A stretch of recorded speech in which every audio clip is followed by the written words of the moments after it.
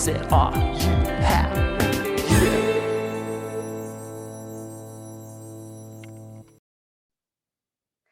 Yo! Hello. Welcome to Yeah, But Are You Happy? A podcast about the intersection of creativity and mental health. We do have a guest today on not live podcasts. Usually they wait to announce that person. So I'll do it just in case you're listening via audio. Visual people, pretend it's just me and Lane for the moment. I am our guest just ducked under her. I'm Katie Stone. I'm a comedian and copywriter living in Los Angeles, California, and I have been diagnosed not borderline. That's what I was about to bring up because we were going to talk about King of Staten Island in a second. I have bipolar 2 disorder and ADD, which is something that the King of Staten Island did very well. Listen, guys, I just watched this movie and it's now in my top 10, so everybody has to deal with it today. Who's my co-host? I am Lane Ingram, and I'm a therapist. I'm a therapist and in Austin, Texas, a licensed professional counselor in private practice. And imagine this, I also happen to be human and have mental health struggles of my own. So I'm on an antidepressant, and which helps me a lot more so with anxiety than depression, because I'm more of an anxious boy. And I talk about here on the pod quite often. Trigger warning for anyone who might be into that sort of thing, because we do talk about real stuff on the pod, but we like to think that, hey, we have fun doing it. And it looks like I have a beanie on my head. It looks like I have a propeller, my fan. Lane's sitting right in front of his fan, so he looks like a fucking little rascal. Is that who that is? Little Is the propeller? I look like Spanky, yeah. I want to get our guest is politely hiding under her desk. But we have to pump her up before we can bring her out. Yes. She's a very funny comedian and known throughout our Austin improv community as maybe the most supportive person. Comes to all the shows, gives you thoughtful compliments afterwards. She's the sweetest. What else do we want to say? Kind, thoughtful, been posting some really helpful stuff throughout the pandemic about her own transition.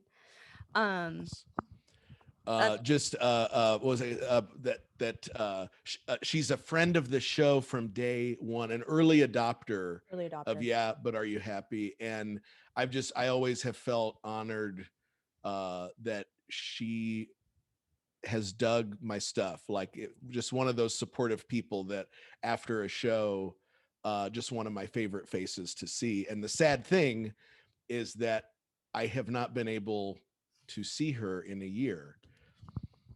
So everybody, let's let her out. Let's let her out from under her desk. Put your hands together in your own car or living room for Shell Haywood. Yay! Wearing just the most iconic bodysuit I've ever seen in my life. I immediately, when you wore it for the first time, Googled it to see if I'm going to save it for a special occasion. Anyway, please, hi. Hi, hello. This is actually not a bodysuit. I don't know if it's like a bralette. I don't know. I'm still new to these fashions. Wow. I was thinking of a different black lace. I have multiple black lace things because I contain multitudes of goth girlfriends. Well, Shell, welcome. We're so pleased to have you. Thank you so much for having me.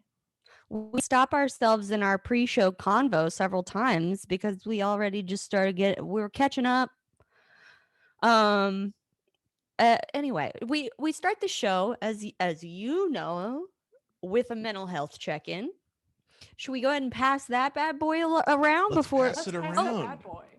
Okay, Lane, what's going on with you? I am bad boy numero uno, as you know. I'm feeling well. You touched and warmed my heart, Katie.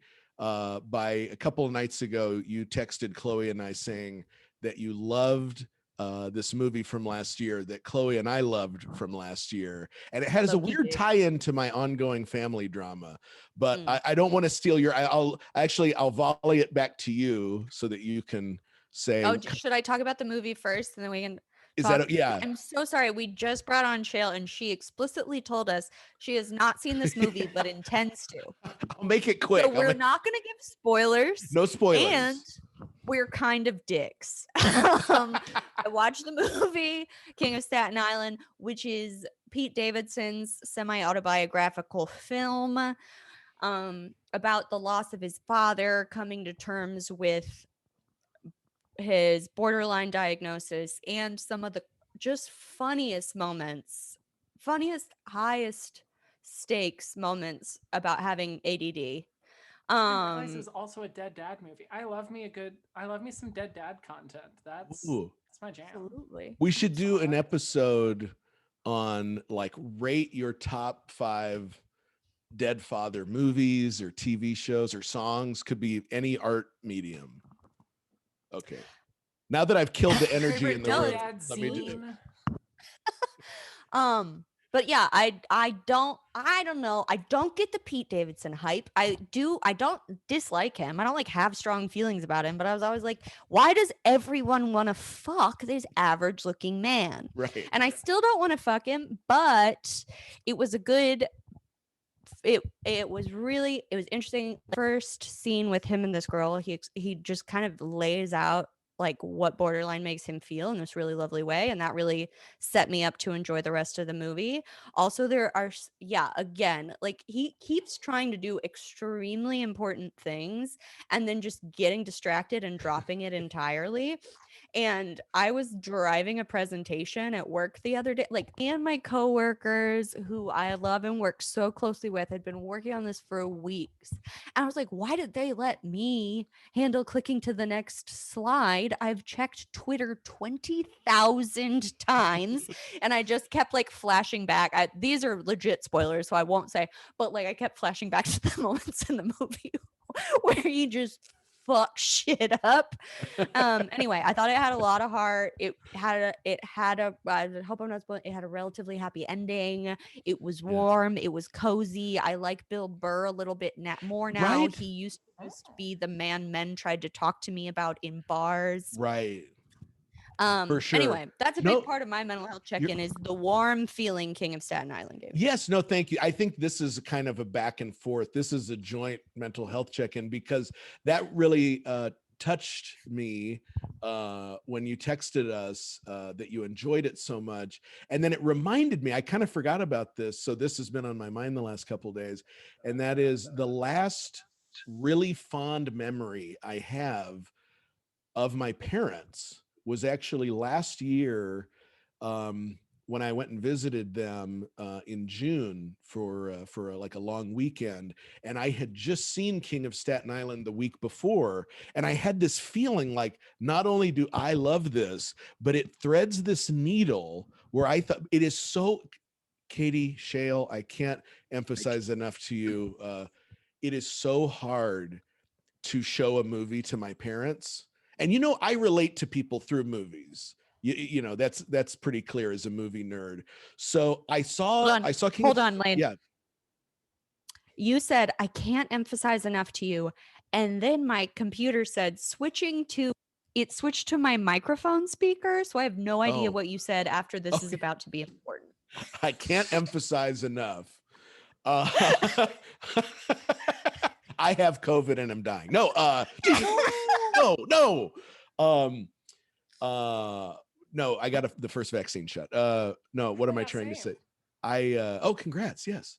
But no, I lost my whole train of thought. Oh, it was that I can't emphasize enough how hard it is to show my parents movies because my dad typically likes straight up action movies and my mom has a very low, it can't be too dramatic. It can't be a thriller. It can't be anything totally like tense.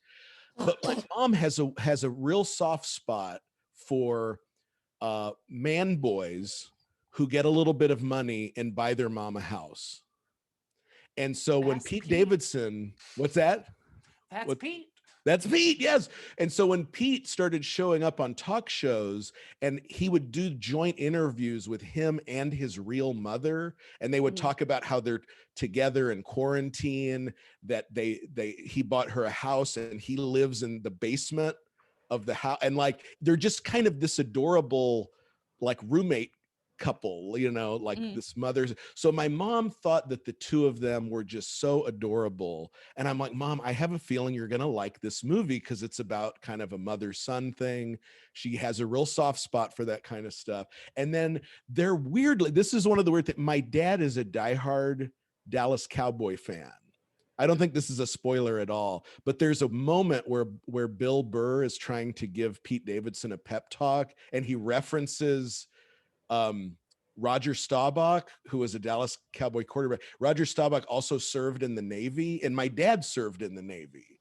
And so it's like this weird, that's just one example, I know, but there were just so many weird little moments where I was like, I think my dad might find this funny. So I rounded them up. We all sat and we had the best time. They loved it. They absolutely loved King of Staten Island. And then the next day we had this horrible falling out over something that is totally dumb. And I've already talked about on the show ad nauseum, but we're getting better. I've been texting them little by little and talking with my mom. My grandmother is doing much better, by the way. She's been out of the hospital a couple of weeks. She's doing better. And huge that you went and just watched a movie with your parents. I think our listeners will be excited by that. Sorry to interrupt you. Yeah. No worries. Well, that happened like last summer, the movie watching. Oh. This was like I maybe didn't do a good job of setting that out. No, you're fine. That was the last fond memory I had of all three of us. But what if you just watch it again? Yeah. I love it. Yeah. They are getting older. They might have forgotten they even saw it. I got this great movie you're gonna love, and like, did we already see this movie? I don't think so. All these movies kind of seem the same. I have no idea how your parents talk. That's pretty close. That's damn close. That's a really good impression of my grandpa.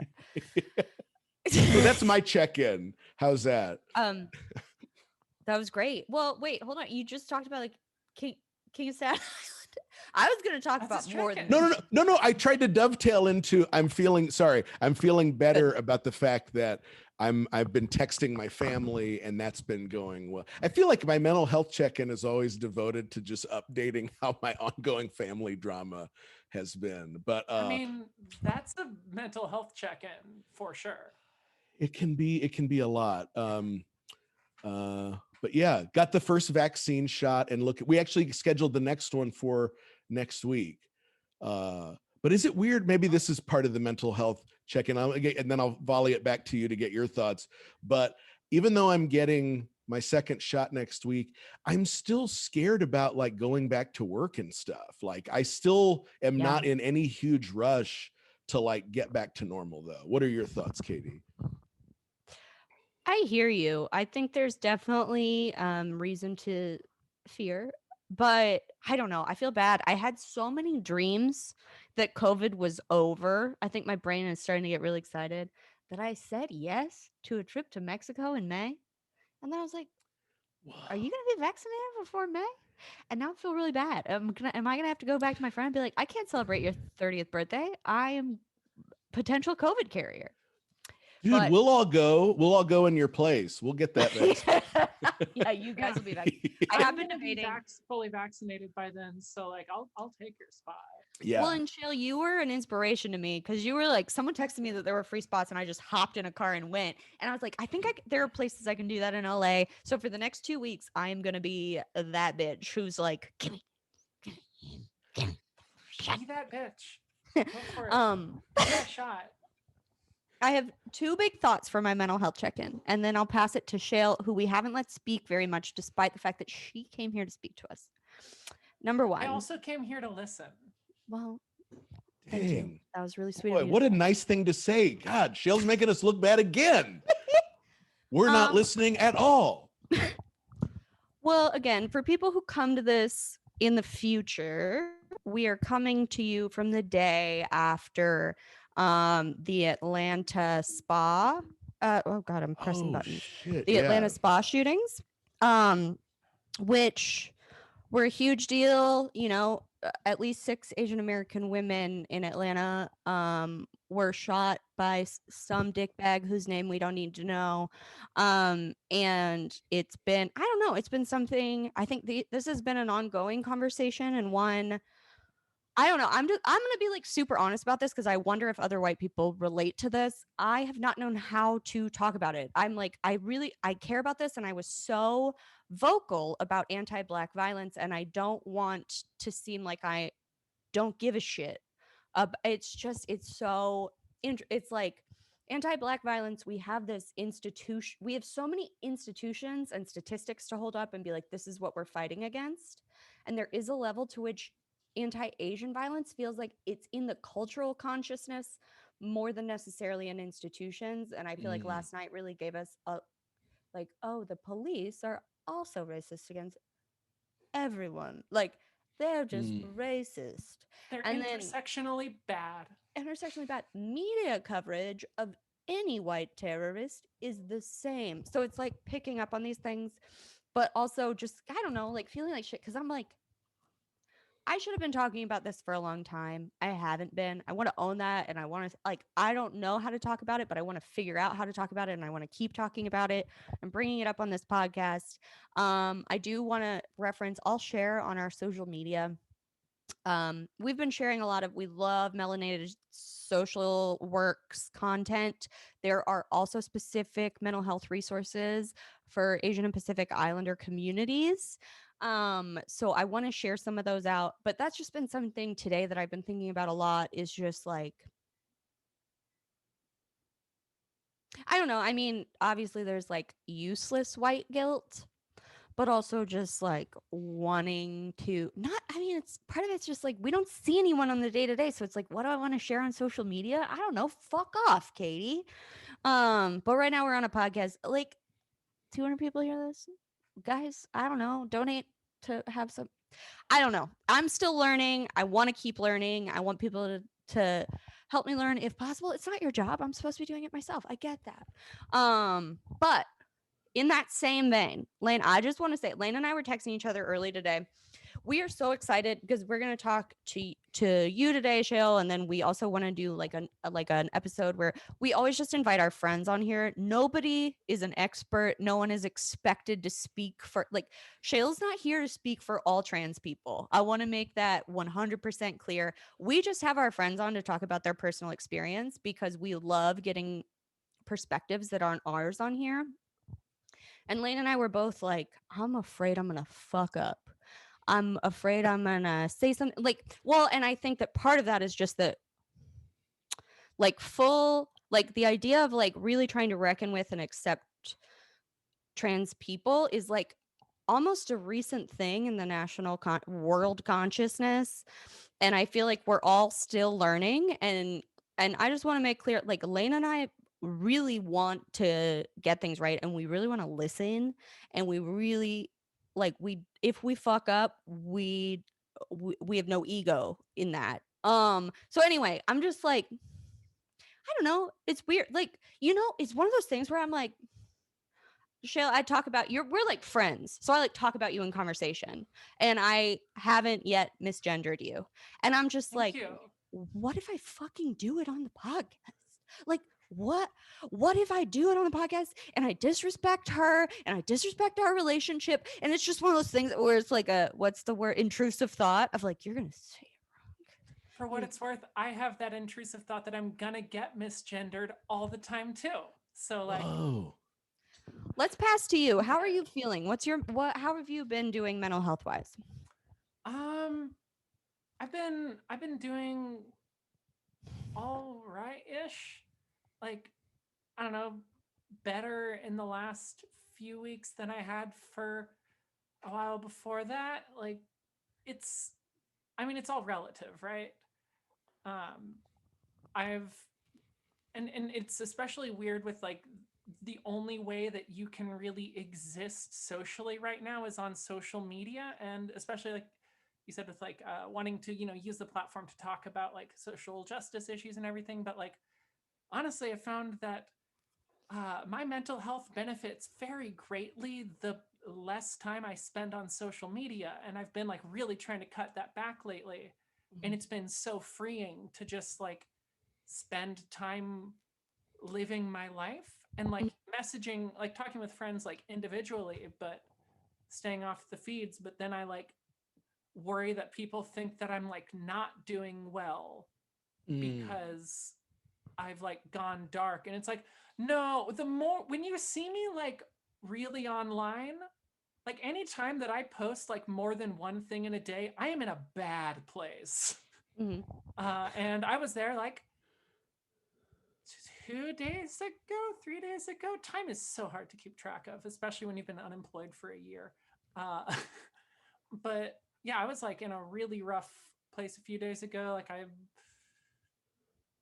cried myself to sleep like Sunday and or Monday, which is just kind of like a thing that happens, especially when your neuroendocrinology is in constant flux. And that's something we can get into later, the super fun times with literally changing the chemistry of your brain and your whole body while also experiencing the largest scale crisis of your life. And also like unpacking decades of trauma.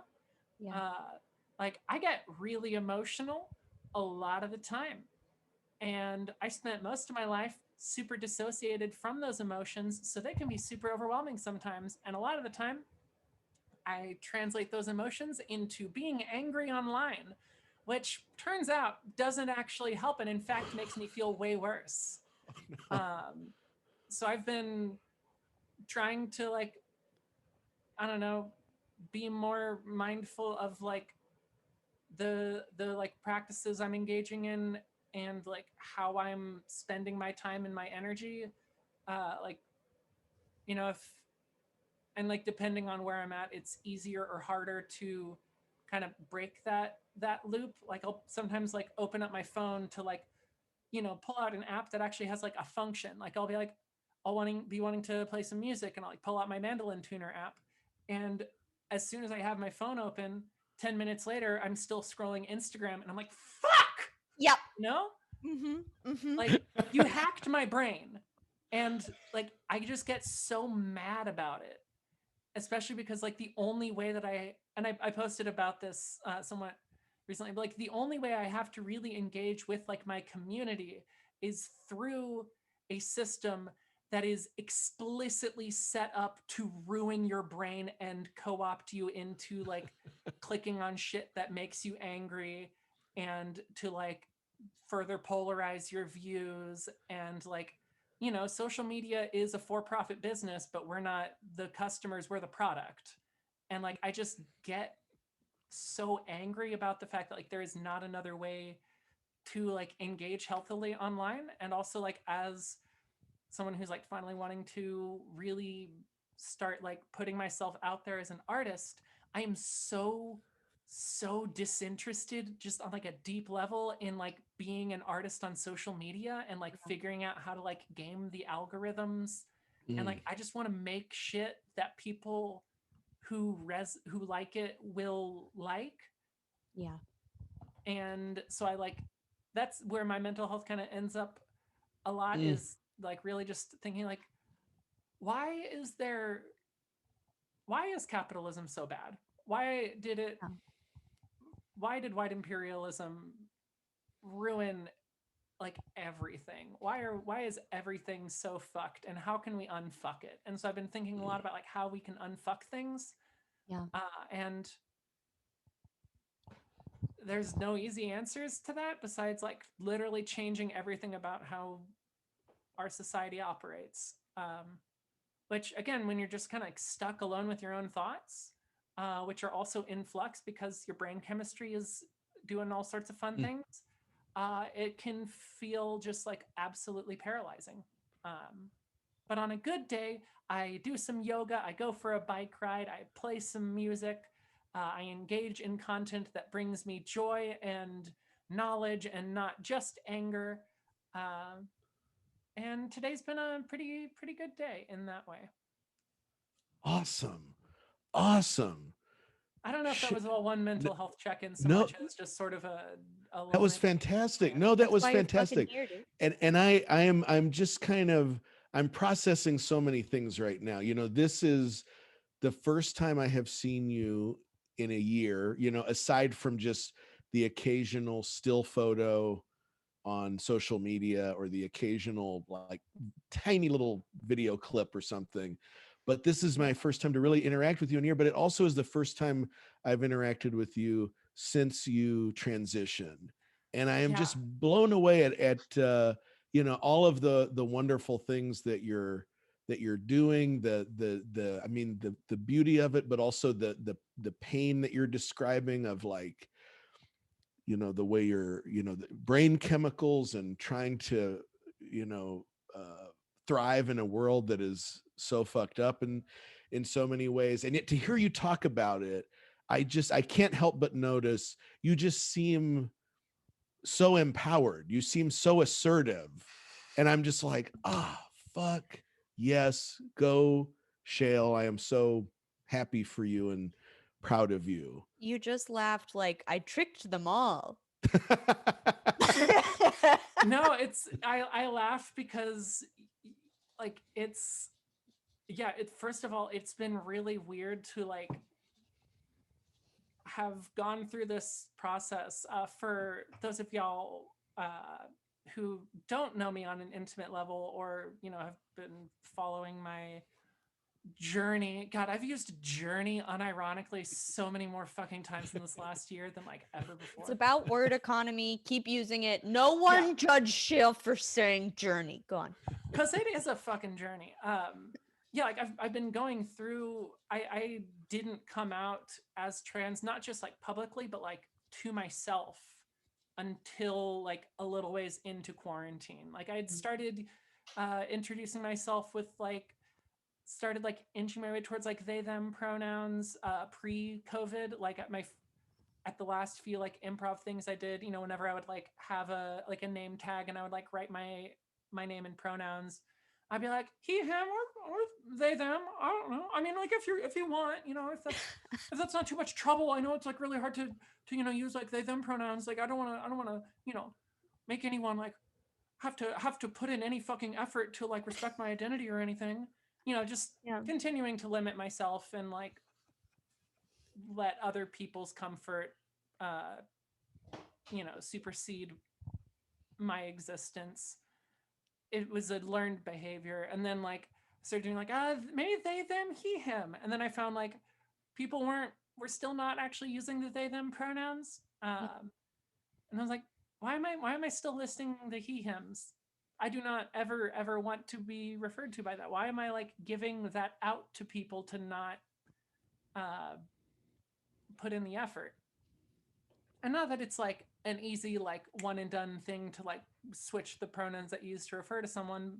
It takes work, but like I'm worth that work.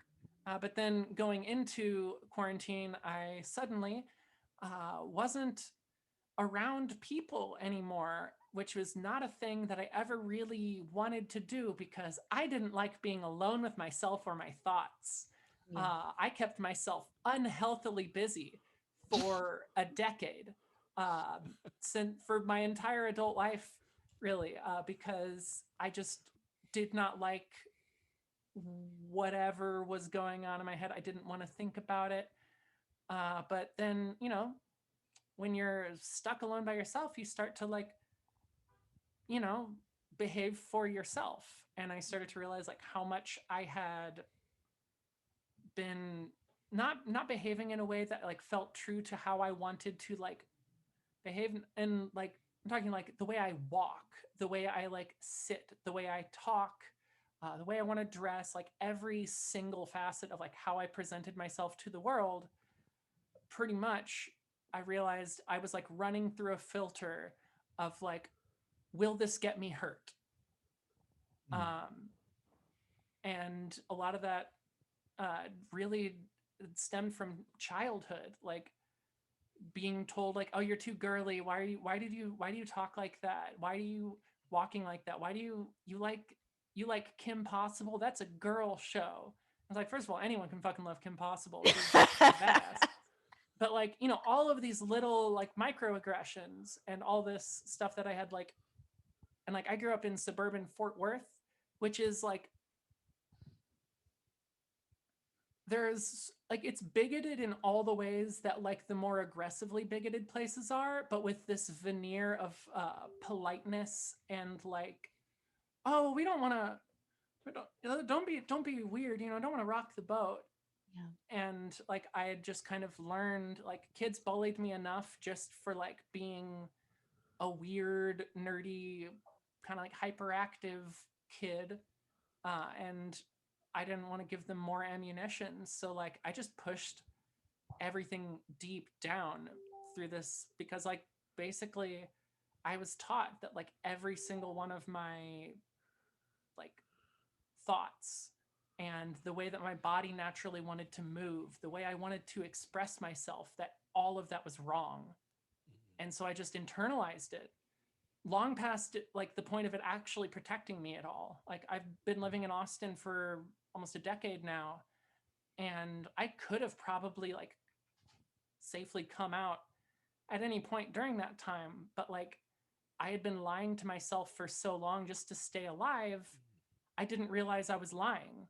Like, uh, but then suddenly I'm stuck alone by myself, and I realize, like, without trying to reflect back at people what I think they want to see in me, I am a very, very different person than all of that. And I started to like really start unpacking it because I had nothing but time. Uh, and yeah, just sort of, first I was like, oh, I mean, maybe I'm like non-binary, or I don't know, maybe I'm like a little bit like more femme of center. I don't really know. Like, I guess I'll just try and, you know, like dipping my toes in more, and like, oh, actually, oh, there's a lot more there. Oh, oh, oh. And then like, you know, over the last year, I've basically just been unpacking decades of repressed trauma, It, which is a lot.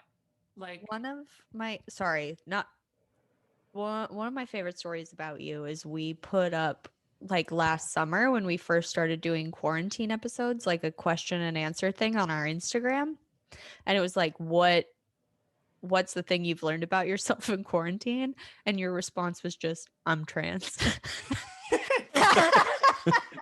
yeah, I mean, there's a big one. And like, also, like, I didn't even have a lot of the language for this, because at first I was like, maybe I'm non-binary. I don't really know what that is. And like, I only knew what it sort of was because like I want to respect like all of my friends who I know who like were already out as non-binary. Like, it makes a difference to see that in your community, and to know that like there are other options, and that there are like reasons why you might feel the way you do. Because like I grew up in, like, non-binary was not a Yeah. term in like the cultural lexicon until like pretty recently, Yeah. Mm. much less like, and like trans, you know, a little bit longer than that. But like, you know, think about like, what sort of trans representation do you see on TV?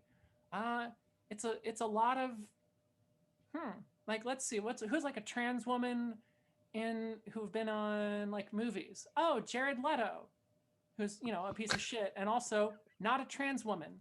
He's a cis man who put on drag for a movie role. And so what does that tell people in the audience? What's a trans woman? It's just a cis man wearing a dress and like professional makeup. Mm. And they are fundamentally just men playing dress up, because we don't cast trans women in enough trans woman roles, Yeah. which is a whole thing, and why I like really started to realize how important it was for me to become like more visible as an artist, and to like stop just like limiting myself, because I wasn't doing it for me. I was doing it for other people. And, you know, out of a fear that like, if they saw me, if anyone saw all of me, they would not like me, and they would not want to associate with me. And like, one of the biggest fears I had when I first started to come out was like, what if people don't like me for me and they liked me for the character that I had constructed Mm. to survive? Like, what if I like, live my like the fullest expression of myself, and it turns out that like my friends actually just liked the man I had like learned to portray. And Yeah. thankfully the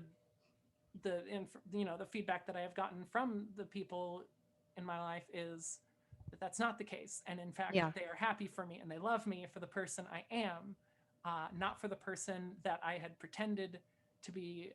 And not that they didn't like that care Yeah. for him too, that character, but like I don't know. It's like if there's anyone in the audience who has had those sort of worries, like I don't know, like what if I won't be right or good enough, or like what if Yeah. people Mm. won't love me for me? Yeah. Some people might not, and they're pieces of shit who you don't need in your life. Yeah. Or not necessarily pieces of shit, but they've got shit that they need to work on, and that is not your problem. Mm. That's their problem. Like, I'm going to be honest, since coming out, I have not had a verbal conversation once with my grandma, because this is something that she is not, she's in her mid 80s. She comes from a very different cultural background, and spiritual background, and all these things where like she's maybe not there yet. I really hope that she'll get there. Um, I have chosen to not engage with her in that way. Like I've texted her at times, and I've like sent her resources for her to educate herself on these things, but like that is not my job. And I've like honestly through this my transition, I've like finally learned to set boundaries for myself, Mm. which I was like incredibly bad at before, because I think all of it just basically came down to like, what can I do to make sure that people will not abandon me and hate me? And what can I do to make sure that I don't die? Because on like a fundamental level, like I did this, like I faked being a man and faked being acting more neurotypical, because I didn't want to die. And I think some part of me knew that like if I opened that Pandora's box before I was ready, I I don't know what would have happened. Like if I had realized as a kid that I was transgender and non-binary, if I had realized that I was, on the autism spectrum, which has been another thing that's come out since then. Once I started actually engaging with like my own inner world and like talking about how my brain works without couching it in shame, I started to, actually understand how it worked better. And like other friends who are also like non-binary and autistic, like talk to me about it, and they're Mm. like, oh yeah, that's not like a weird like your brain is broken thing. That's just like part of how we're wired. And Mm. like there's nothing to be ashamed about for being yourself. Yeah. And you're not broken, you're not wrong, you're just, Mm. and you're not like, I'm sorry, I'm monologuing a lot on this, but like I don't know, I feel like so much of our language, like even around like the term queer, which I use for myself, like everything is sort of couched in like differentiating from the norm Yeah. of like neurotypicality and like cis and binary gender, which like is not normal. It's more typical. Like, it's not a default setting. You're just like in the middle of the bell curve. Yeah. But like everything on either side of the bell curve of like, distribution of like how we work is just as much normal as, what you think of. And like a big part of normalizing and like destigmatizing talking about trans and neurodivergent issues is changing the language and the framework with which we engage talking about these things. Like, Mm. Yeah. I'm not like a different setting from default for being all of the things I am that, right wingers, love to like mock. Like, I don't give a shit what they think. Like, I spent my whole life making myself miserable because I was worried about what some assholes thought about me and if they would try to kill me. And like those, like the deepest parts of me are not something that they're not a weakness that people can use against me. They're the greatest source of my strength. They're the best parts of myself.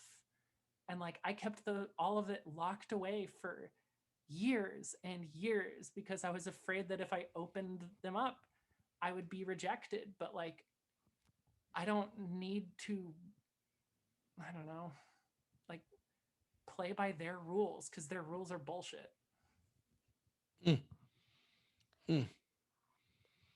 That's Shale, sort of the general. No, you're good. Shale, you are kicking butt. It's like I loved the person you were portraying before. I Well, there were love the parts of person me you in are that now. person, which has been Yeah. the complicated things. It's Yeah, like, yeah. Well, it's and not like that's I'm just throwing it all out. You don't want to throw the baby out with the bathwater. Like, Right. there absolutely. were parts of me that were always in Michael. Like, I I literally drew my name from his name. yeah. You know?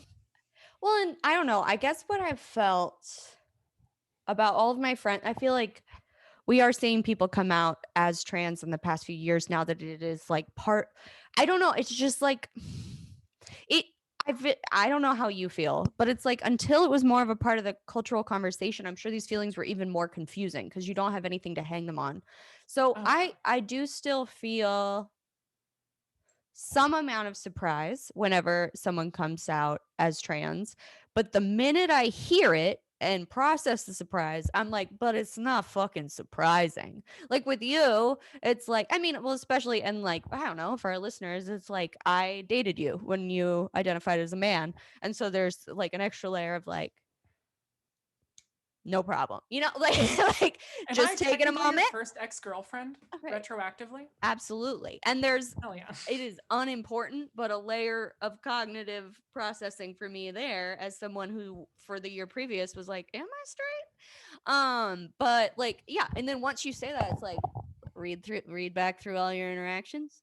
Yep, that checks out. You know what I mean? It's like I've never was like, quote unquote, Michael is probably trans. But then the minute I hear it, I'm like, that explains it. You know what I mean? I mean that in the best way. I hope that sounds. No, absolutely. It's really like thinking about my romantic relationships has also like made a lot more sense. And like I've wondered like, I wonder how many of like relationships I had that didn't work out because like the woman I was dating was straight. And so like once we really started dating, like it sort of, there was like a disconnect where like I wasn't the kind of partner that they were wanting. Or like, where I was often very like, I would get like very infatuated with like women who are like mostly gay. Yeah. And I'd be like, oh man, I'm so mad that I keep falling in love with lesbians. Like, maybe there's a reason for that. Well, like maybe there's a reason you don't want to be the man in any relationship you're in. It's interesting. Also, maybe you want to like be with a woman. Maybe you just want to be her. Yeah. Well, okay, but hold on. Just before we get too far from this thought I'm having right now, I'm so sorry get to there. interrupt. But when we had last summer, we like during the like during like June of last year when the protests were hot and heavy, our friend Devin came on and like we just talked about what it felt like to like be a Black man in America. And he was talking about how he's also autistic, and something he and I have talked about a lot since then, because he had actually never said that to me before, which is surprising because we're very close. I think it had just never come up, but was like, it must be very confused. Shell's cat is crawling all over This her. is Banksy. She's my old co-pilot.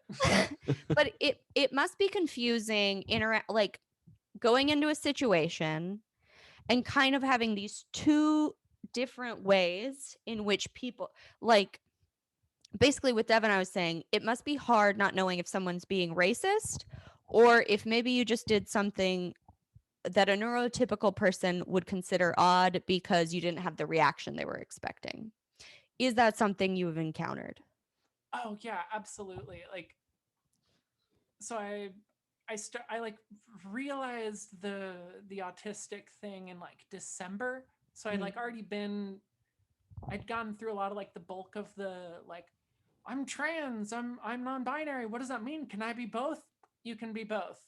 Mhm. Uh, you can also, like, I use primarily she pronouns, but I also use they, and like those, that's totally fine. Like, the English language is super binary, and language is descriptive, not prescriptive. Anyway, um, like, yeah, I like finally I was like, oh, like I had thought that figuring out that I was trans was gonna like unlock all of the doors in like my mind palace that had been really confusing before, and I was like, there's still some locked doors here. Like, this layout still doesn't totally make sense. Like, this does not explain all of my quirks. And I was diagnosed with ADHD as a kid, and like I definitely have ADHD, but like I was a lot more obviously that, and like I don't think I was ever even like evaluated for autism. Uh Mhm. and the diagnostic criteria for autism were based almost exclusively on studies of cishet white boys, That's which is why crazy. it's mostly misdiagnosed in white boys and thought to be like a disease. It's not a disease.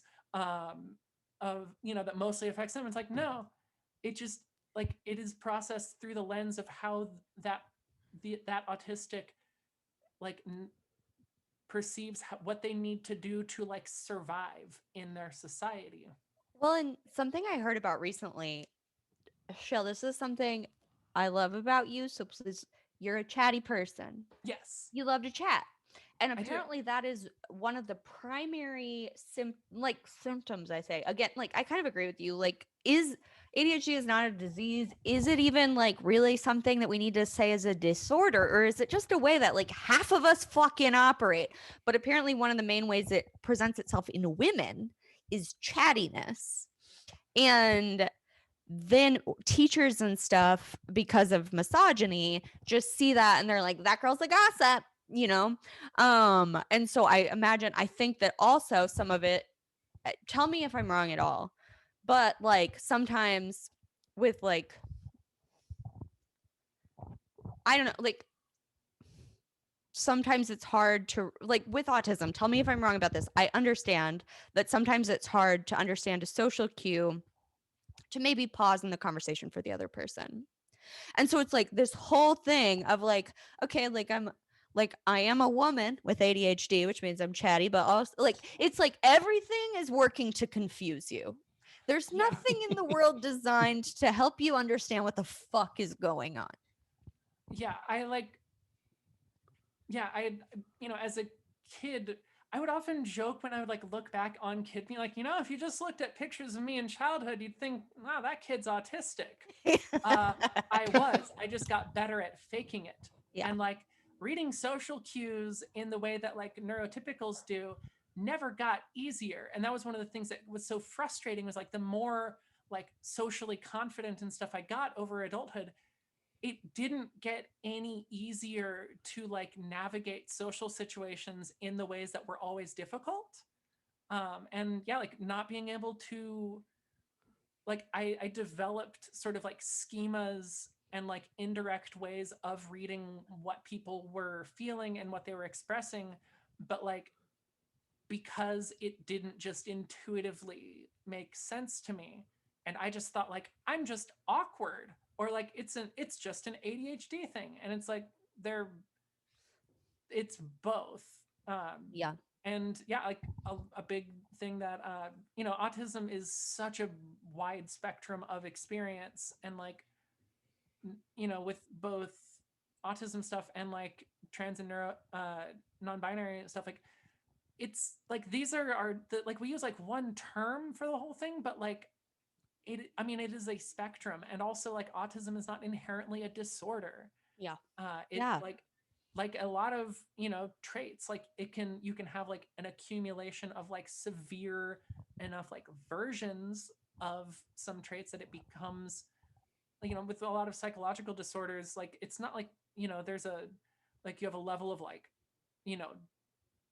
like antibodies in your system, like, oh yes, you tested positive for autism. It's like, no, you just are autistic enough that society has decided that you are disordered because you don't fit neatly into how you are expected to operate within capitalism. I have a whole nother rant about how like the DSM is inherently flawed because it's basically just diagnosing whether insurance companies should have to pay for you to receive treatment because you can't work unless you get treatment, and you need to be a good worker and contribute to capitalism. And but if you're just like, if it just makes social stuff hard, no, just deal with that yourself. As long as you can you can serve the machine. It's so fun. I don't know. Just like it's so funny the way the pandemic has given everybody time to reflect on almost exactly what you're talking about. Like I saw a TikTok today. I apologize when I reference TikTok, old people, but guess what? It's where culture happens. And I Why saw do a you have to TikTok look at me when you say old people? I did Damn not it. look at you. Yeah, you I don't did not know look that, at Lane. you. Also, your wife, I sent multiple TikToks today and she liked them. So it's not an age thing. Yeah. But My wife is so much younger than me, guys. It's disgusting. It's oh, what was that? Oh, yeah. I saw a TikTok that was like, remember when we thought this was just going to be 2 weeks off work and then a year later I'm a lesbian socialist or whatever. And it was just like, it really let all of us sit home and be like, what's really going on? Oh, yeah, No, so many you're people right. have like Up with I've the known world. so many people like personally, but also just like said I've seen online that have like been coming to terms with like their neurodivergence and their like gender identity, and also just like kind of waking up to like the reality of systemic racism and oppression and exploitation within our broken ass imperialistic system. Like, yeah, if you can like get out from under the crushing boot of capitalism for a bit while you're getting those sweet $600 a week checks. I literally made so good. more like too. on that like early stage unemployment. That was the most money I've ever made in my life. It was so beautiful. I was just talking about that today. What a beautiful. Nobody was stressed. I'm just kidding. Everyone was extremely stressed. Yeah. But also, I genuinely think if the primaries had happened last July, we would be saying President Sanders right now. We would be saying President motherfucking Sanders, and the whole world would be like, Yes. anyway. Boom. But if Hold we on. just kidnap Jeff Bezos, what I think could happen, we redistribute the wealth in just one clean one fell swoop. Is that how you say that? He doesn't I have say- like backup bodies he can just upload his brain into, though. Like, come on. Can we just quickly, because most of our listenership, including both of you, is in Austin, Texas, because Elon Musk does win now. He's the wealthiest man in the world, and you could rob him tonight. I just want to put that out there. Everyone Apparently, who listens I don't to know this if this is podcast. true. He calls himself. He gave himself the new title, Techno King of Tesla. Kill me. Yeah. No, kill No, Elon Musk. I I have to pee real actually, quick. I Keep weirdly, I weirdly would not have a problem with Elon Musk being in Austin and calling himself whatever he wants if he were to take 0.01% of his wealth and just fix ERCOT, just like fix the power grid and be like, you know what, it inconvenienced me ever so slightly when some of the lights went off in my home city. I think I'll use the change I cleaned out of my the ashtray of my Cybertruck, and I'll use that to just fix the energy problem in Texas. And then maybe like, well, I guess if then he also just rounded up all the people responsible and I don't know, killed them. Anyway, Elon Musk, I think, could redeem himself in a Pete Davidson type way if he were just to use some of that money for the purposes of good here. But yeah, when can we kidnap Elon Musk? No, Shale, I have to point out, one of the things. He's not a self-made man. His wealth comes from his family's apartheid emerald mine. So like, oh, I didn't know that. Yeah, is that where is he? South African? Yeah, he's South African, and like he's the product of generational wealth. Oh shit! Systemic racism. And, son of a bitch. Yeah, like he didn't just make his money out of nowhere. Yeah. Damn, like damn. Every super rich dude probably, it's like, oh, this like self-made businessman, how did he do it? Oh, his dad owns a manufacturing firm and like a business, like all these businesses. Wow. He got like some quick donations from friends and family who are CEOs. Wow. I miss the days when it was just like Howard Hughes. There is a billionaire who inherited wealth from their parents that you could really get behind. I mean, just the kookiness, the zaniness. I want zaniness in my billionaire. Anyway. Or like, he is a zany billionaire. Billionaire who's not Lex Luthor thinking he's Tony Stark, Yeah. They're all that. Every single one of them is that. See, I'm switching. We have a big Elon Musk stan in the chat. I know our chat has never been this controversial ever. People love to worship billionaires. It's fucked up. Like I'm sorry, you're never gonna be a billionaire. Like you are a bad month or two away from being on the streets. You are no length of time away from being a billionaire. Why? But what if they don't give a shit about you? But wait, what if the electric cars and the Cybertruck and then the power cell, the Tesla energy cell, what if that somehow saves the entire world? Is that possible? I mean, to be fair, like, am I smoking crack right now? If you want to like rank them, like Jeff Bezos, one of the worst that's in like, in culture. Elon Musk is at least doing some good things, but he's I mean, I'm a big space fan. I think we should definitely be going to space. I'm glad that he is at least using some of that wealth to like drive some innovation and like making electric cars cool. That is a good thing. We need to make electric cars cool because a lot of people won't buy, a Tesla because it's like good for the world. They'll buy it because they want to drive a cool space car. Yeah. And like, if that's what it takes to like, loosen the stranglehold that like oil and gas companies have on development, that's good. We just need more people driving innovation who are not capitalists. And absolutely. And we have like all of his weird ideas. And we need to remember at all times that to make $1 billion, you would have to make $1 million a year for 1,000 years. Sorry, Lane, whatever you're going to say. That's not that makes it sound easy. So thank you. You can reach for the stars and achieve your dreams. No, I guess so. I am such a capitalist shill. I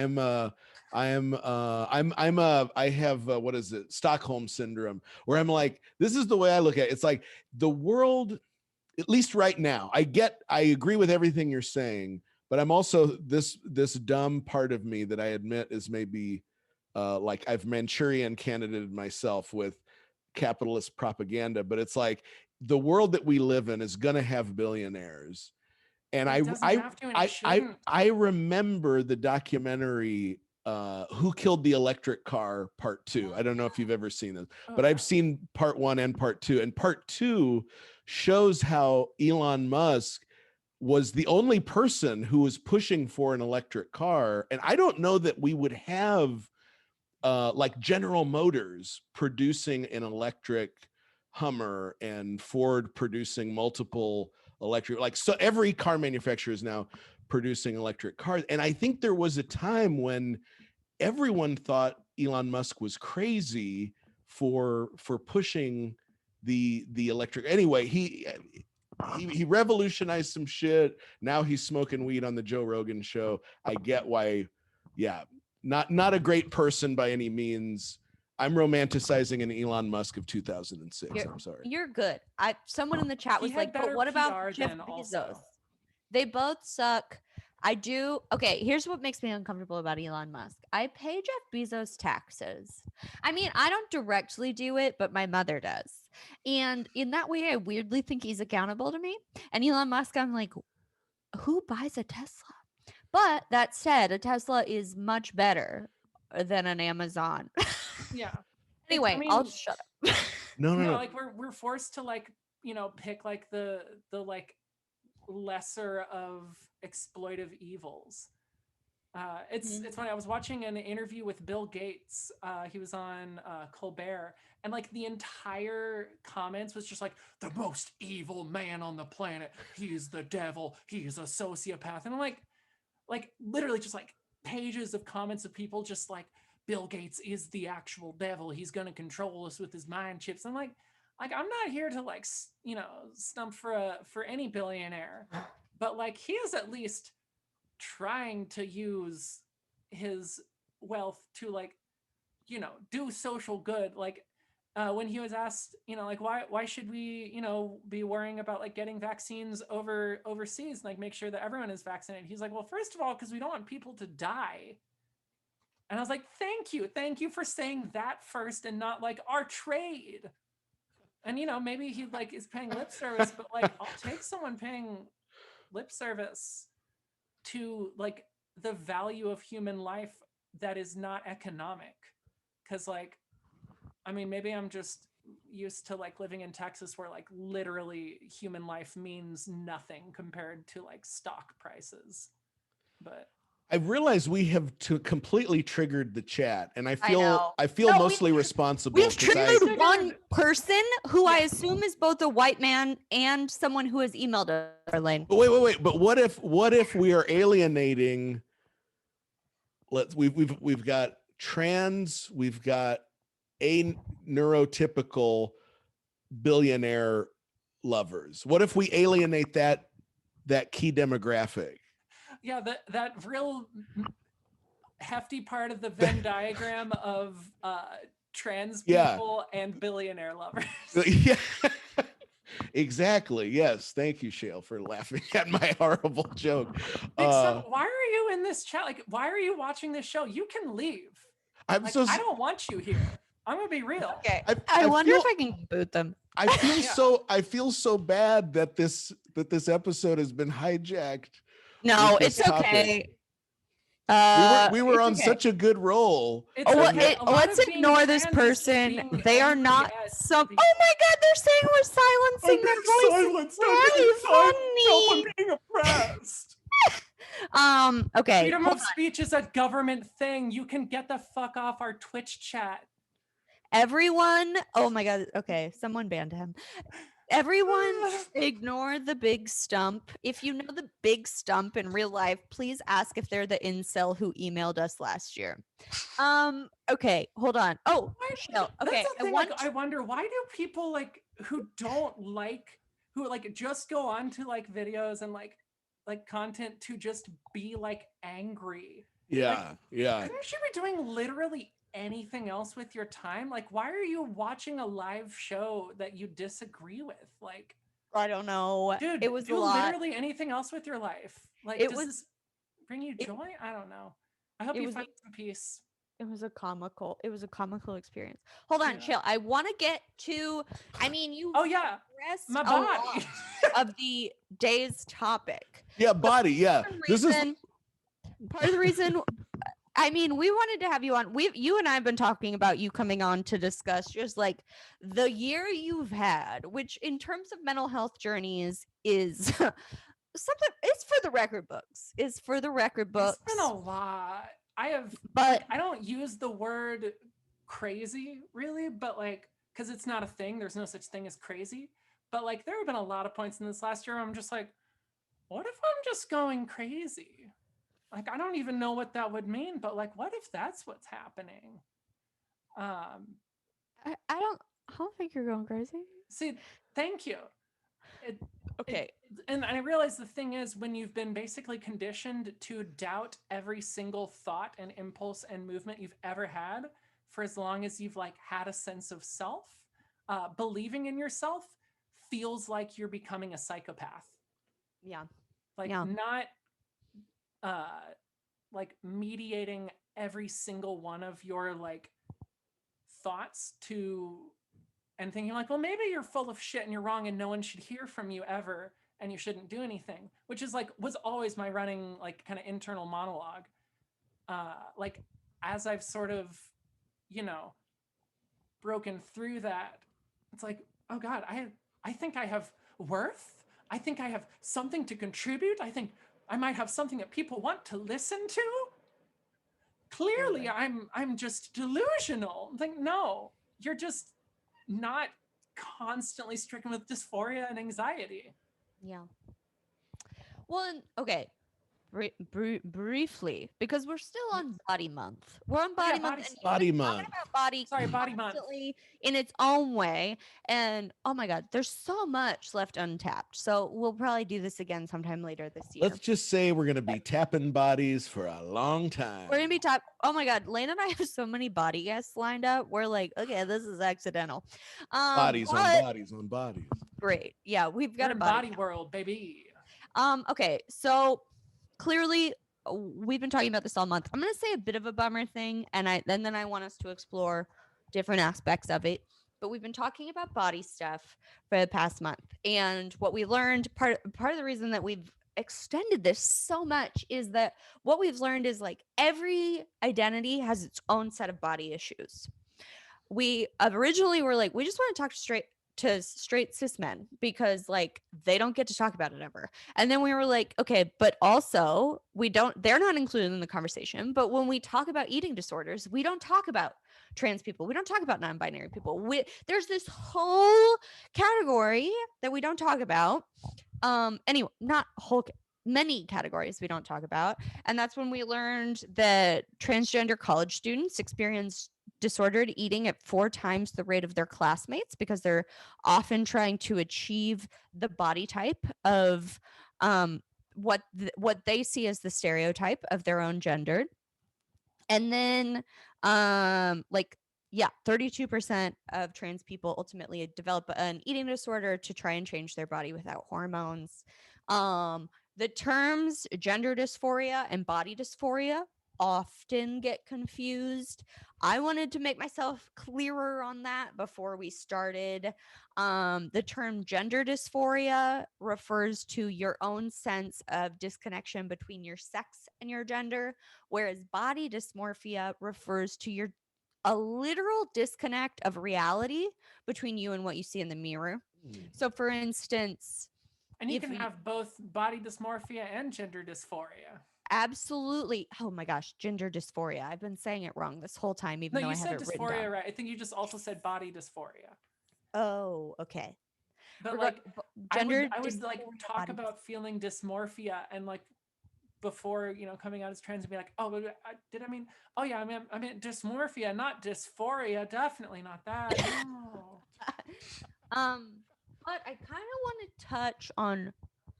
I want to touch on both of them. Can we briefly? And I don't want to force anything on you. I think you vaguely knew like what we've been talking about for the past month before you came on. But like, please feel free to say "fuck off, Katie" at any point. What has fuck off, Katie? What has? I mean, we mentioned that. Poor thing, you've had to like basically take the hormones that we give to women who are trying to harvest their own eggs, which are famously a nightmare. And but like in addition to that, like how do you interact with your body these days? How do you, when you wake up and you look in the mirror, how are you feeling, and how has that changed in the past year with your shifting acceptance of yourself? Yeah. So to sort of like long before my transition, I like always felt weird about my body. Like I didn't like I've always been like fairly skinny, and in our fucked up society that is like far like overvalued. often to the detriment of pretty much everyone's health, both like skinny people and like larger people. It's just bad for everyone. But like, and so I didn't feel like, I wouldn't look in the mirror and be like, you're disgusting, you're awful, you're gross. But I would just look in the mirror and be like, I don't get it. Like, Yeah. I would like wonder, like, what do my partners like find appealing about this? Like, I don't think I have like I don't think I'm like, you know, I don't really know. I just feel like wrong, and like my body just kind of looks weird, and it like I had never really felt like physically attractive in like a like sexual way, just in sort of like a like sort of like okay looking way. But like I remember when I was a kid, when I first started like, or a teenager, when I first started like working out regularly, and I like started to get like pec definition, I felt so good about how like my pecs looked in a shirt, and like it finally felt like they looked like my chest looked the way it was kind of supposed to, because I'd been like completely flat chested prior to that. uh it's like, that makes a lot more sense now, that you felt like very uncomfortable about how flat your chest was. Or like, maybe Yeah. that's why like you felt so uncomfortable when you were in soccer, and it was like, shirts versus skins, and you really didn't want to be the skins. Maybe it's because like on some level you just didn't want to have your body exposed in front of a bunch of boys, who were all mean to you. um but That's like, been a common thread in all of these is shirts versus skins, bad. yeah, In all these Horrible. but like society episodes, was like, the oh, you're worst. skinny, you should feel good about your body. I was like, but I don't. Like, I don't want to Yeah. be as skinny as I am. Like as a kid, I would like, I never exercised and ate shit all the time, and like I was still just like rail thin because I was growing up so fast. But like I Yeah. didn't like how I looked, and I wasn't healthy. Yeah. But like over the course of taking my hormones, so one of the big things that like the feminizing hormone therapy does is it uh, increases and redistributes your subcutaneous fat. So like for the first time, I started to like have like curves, and like I'm like my shoulder width isn't going anywhere. I'm 6'4". That's not going anywhere.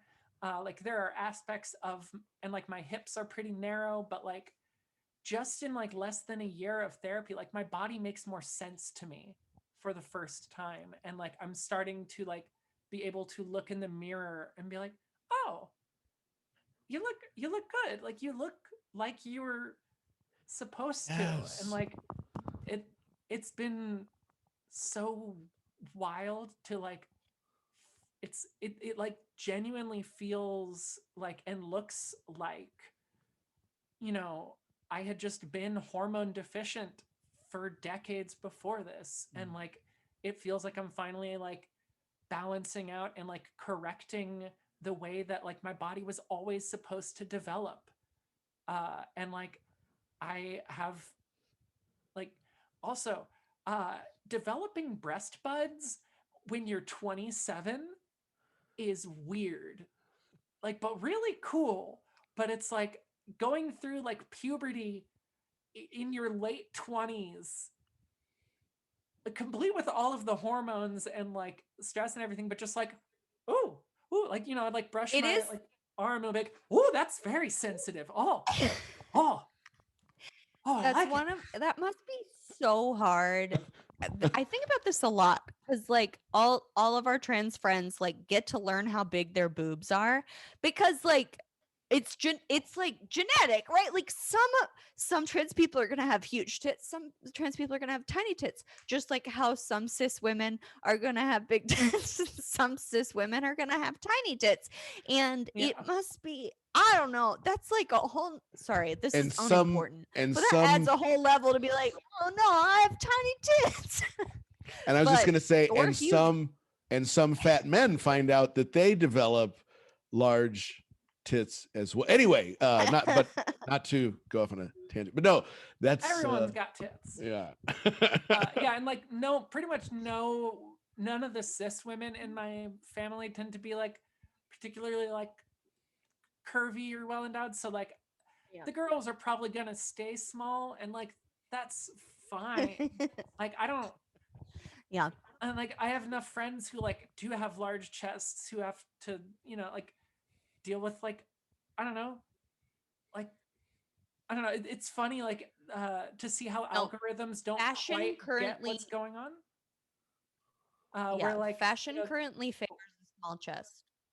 hell yeah, we out here. You're gonna, your chest looks so good in this bralette. I'm sorry, that's Thank probably you. not appropriate for me to say, No, see, look, it's but I couldn't I have, wear like, it, and I cleavage now. feel It's, like, so little, but- jealous at all. It looks good. thank you. This is so creepy. I'm so sorry if I'm sexually It's not harassing you. creepy. It's Really a body. fucked up You of can me. say that things look good. Like it's I my don't physical. know. Yeah. No, like I'm gonna try and honestly, one of the superpowers that comes out of like transitioning is that I just kind of have no like I've been working on like like unpacking so much shame about like every aspect of my being. I am not interested in adding on new shames. So like I'm not gonna suddenly be like, oh, time to shame myself and my body in the way that society conditions all women to shame themselves. Like, no.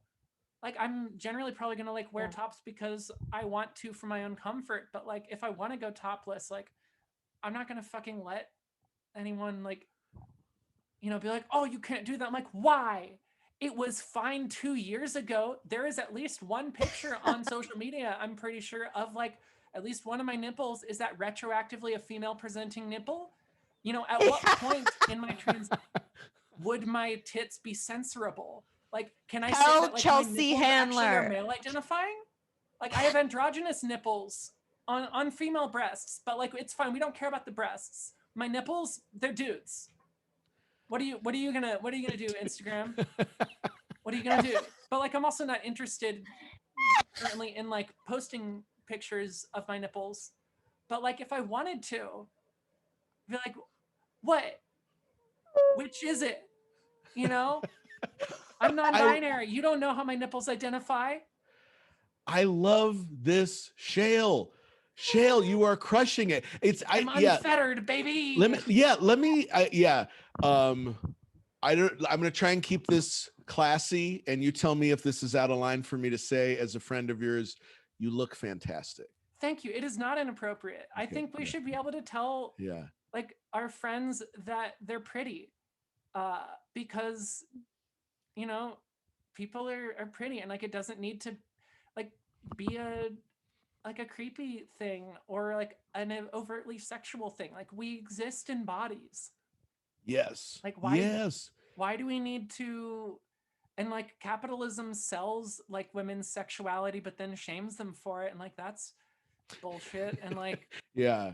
it's all like, and like so many other places in the world, like we don't have the same like puritanical bullshit about human bodies. Like only in America will they like censor a nipple but like show a headshot on TV, Yeah. and like in other countries they're like, yeah, bodies are bodies, we're not gonna like display like overly graphic violence because that's fucked up, but like there's nothing wrong about like showing a nipple because it's a nipple. Like everyone has seen a nipple, a female nipple probably. It brought you life when you were a baby, but like now it's sexual.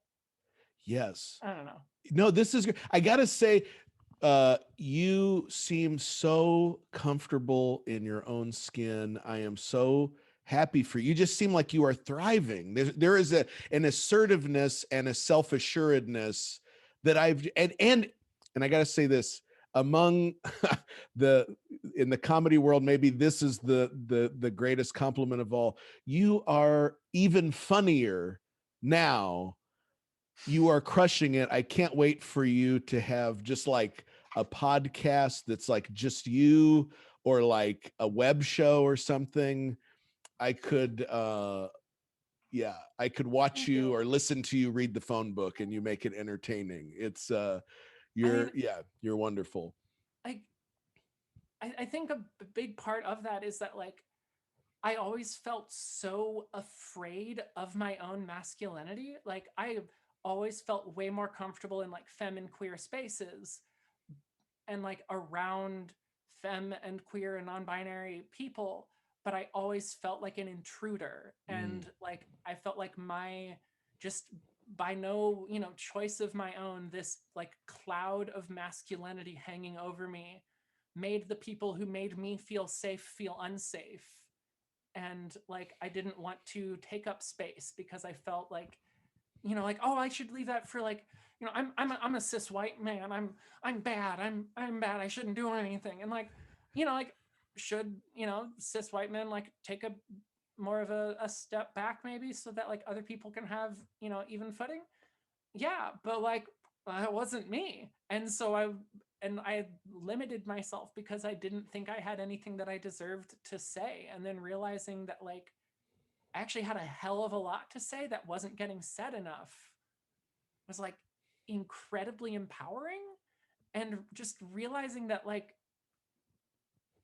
feminine strength and assertiveness feels like comfortable in my bones in a way that like masculine strength always felt like a bad costume. Like the idea of trying to like be sexy in a masculine way always just felt like a joke. Like I could never take myself seriously trying to be like big strong man, you know? Katie, I can't hear you. Katie, Oh, Katie, we can't hear you. yeah. What happened to Katie? Okay, I feel like she's just there. She is. Can you hear me now? Yes, we got you. Is. What I was going to say is this is extra funny because you had a huge ass fucking mustache for a long time. That's still my license photo. No! I know, like, look, I have not wanted to deal with like also going through like the legal system to get like my name changed and everything just yet. I'm probably gonna wait until I'm living somewhere other than Texas. And honestly, I don't want the Texas government to know that I'm a marginalized person while I'm still getting money from them. Exactly. Ooh. As far as they know, I'm just some good, American man. They have not called to verify my work search contacts once. And I'm sure if my name was like Miguel, they would have checked that a lot, in their random searches. They just randomly verify, but like it's definitely random. But like, hey, I'm gonna take advantage of that while I can. But yeah, I like it is frustrating that like my bank accounts are still in my dead name. My license is like a lot of things, some stuff though, like I was able to change my PayPal, which normally doesn't allow name changes, but they do allow for a spelling correction of up to 2 letters. Hey. And so I just corrected the misspelling that was on my birth certificate, That's so good. Incredible. Wow. That's good information right there. Yeah, any trans folks, if your name differs from if you like me derived your name from your dead name, and if it only changes is a difference of 2 letters, PayPal by our very good friend, who we will always be big stumps for, Elon Musk. He has no power over you. In our chat who loved Elon Musk said, "Are you gonna deny his involvement with PayPal?" No, we're not. We're bringing it up right fucking now. It's why I use Venmo. I don't know what that means. Yeah, Venmo let me change it, no problem. PayPal was like, no, we need it very formalized. It's like, fuck off, PayPal. You're not the government. Who made you the boss of everybody? PayPal. Yeah. But yeah, like, I don't know. In general, yeah, I feel much more confident now. A lot of it because like, oh, Venmo might be under PayPal. I don't know. Like the same 5 companies own fucking everything. But like realizing now that like, oh, I'm actually like I've been suppressing my true self in the name of like other people's comfort and like white cis, het comfort for my whole life. And actually Like now, before I would be like, oh, I'm being a good person by like limiting myself and not ever speaking up, or like, making art that resonates with me, partially because like none of the like art that I wanted to make felt authentic because I didn't know who I was. But now it's like, oh, they're actually like, anytime I like force myself, anytime I like marginalize myself, I'm just giving that to people who literally want me to die. And I don't want to give them a goddamn thing. Like there are so many people who want nothing more than for me to just be silent and fade into the background so that they don't have to examine their relationship with gender and every other facet of their being.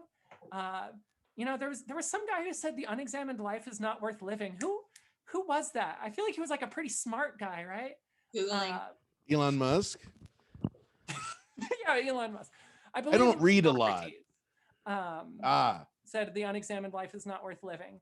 And a lot of people don't want to examine their lives, and I make them uncomfortable. And I really like making those people uncomfortable.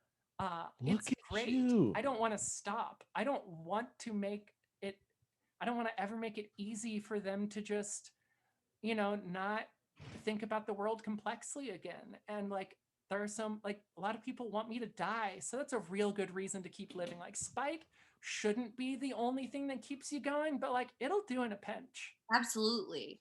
That is actually Michael Jordan's life philosophy. I learned that from, what is it? The Last Dance. And he's very successful. I literally same birthday, exactly 30 years apart from Michael Jordan. Whoa. See, there you go. No, February 17th. When you were talking just now, Shale, I had this thought that I want you to be president.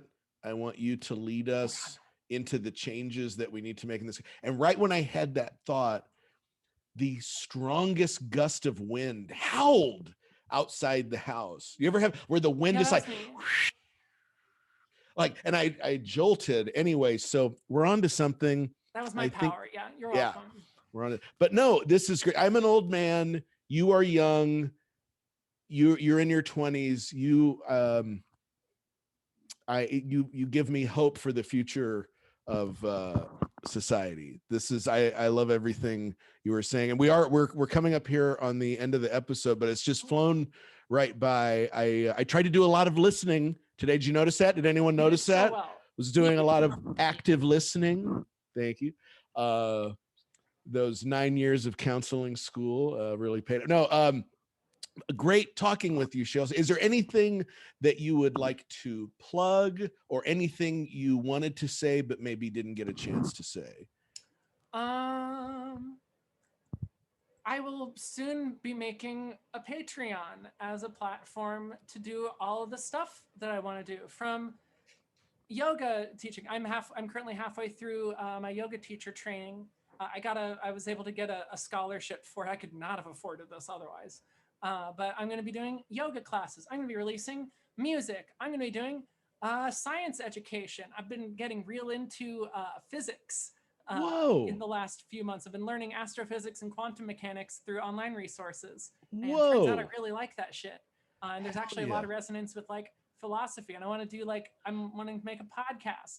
So keep an eye out for my Patreon so that you can support me so that I don't have to work a regular job again. I really don't want to, and I want to be able to sustain myself doing stuff that I actually care about. And I can only do that with the support of individuals, because I don't want to rely on corporations. Yes. Because they are bad. Not all corporations, but for me, it's not the vibe. If you're a friend of ours who's a small business that's a corporation, we spur you. But everyone else, fuck you. So I feel like it's important to know when I talk about how evil capitalism is, commerce is not capitalism. Having a business does not make you a capitalist. Being a small business owner, you are not a capitalist. Capitalists are the billionaires and the people who exploit the labor of the working class. Being engaged in commerce does not make you a capitalist. And business is great. It's the way that we do things. Uncouple the two and find a better way to do business that serves people instead of, billionaires who don't give a shit about you. Right. That's why I've been shopping through this website, walmart.com, a lot lately, rather than Amazon. And it's life-changing. They have just about everything Amazon does, but you don't have to support Jeff Bezos. I feel wonderful. Why support one ultra wealthy exploiter when you can support a whole family? A family, ultra wealthy exploiters. Exactly, yes. Yeah. We don't need to dismantle all of business to get rid of capitalism. We need to think about how poorly small businesses were served by the last regime. I don't use administration. It was a regime. Yep. Think about how much they suffered. That wasn't capitalism helping them. That was capitalism exploiting them. Meanwhile, Musk and Bezos got richer while mom and pop shops went out of business. That's what capitalism does. Capitalism ain't helping you, baby. Right. Shale, thank you for being here. Thank you. Railing against capitalism. Thank you for, I really hope, I don't know, every episode we've done about bodies has touched someone in a different way. And that's not to brag because it's obviously our guests who are doing that. Yeah. And, you're holding the platform for us though. So thank you for doing that. I don't have a show yet. So I have to rely on my friends wanting to hear what I have to say. So thank you for being my friends. Well, and hopefully we can have something later this year with a panel of people who are talking about. I actually also have a thing I'll put in the chat. What's the thing? This is the Gender Dysphoria Bible. It is a whole, I actually was just showing it by a friend. I'm going to be reading through it later. If you're curious about what gender dysphoria is, that's a big old resource that is a lot of stuff about gender dysphoria, and maybe it'll help you understand trans people. Maybe you'll realize that some of that is what you're feeling yourself. You deserve to understand yourself completely and complexly. Oh, I have bookmarked it. If beautiful. I don't remember, somebody help me. I'm going to put it as the bio in our Instagram and put it on Facebook so that people can access this, even if they're just listening to it auditorially. I didn't say that right. Shale, we're going to direct people follow. Would you want to plug your Hey Would You Not on Hey Would You Not? I recently changed it to actually just be my last name because I realized since I took my last name out of most of my handles, it didn't make sense. And so I decided to just put the name in fully. It was a pun before, and now it's just my name. Perfect. We love it. Follow Shale. Follow all the podcasts you hear on ColdTowne Radio. We keep learning about new ones. But I realize my Twitch handle actually is still my old one, but I'll put it here. Good. What else? What were we going to say to wrap up? Thank you as always to our tech Preston, who is here for as long as we go, which is really wild. That's not how people should be employed, but we really appreciate him. Thank you for succumbing to capitalism in that way. We're the capitalists, and we're exploiting Preston. I'm sorry, Preston. Preston deserves a living wage. Improv theaters can or cannot do that. We don't know. But improv theaters are definitely not capitalists. Yeah, exactly. We can't afford shit, but we love people. Please keep coming back. You'll hear this every Friday morning. We release the audio. Every Wednesday night at 8, we do the show.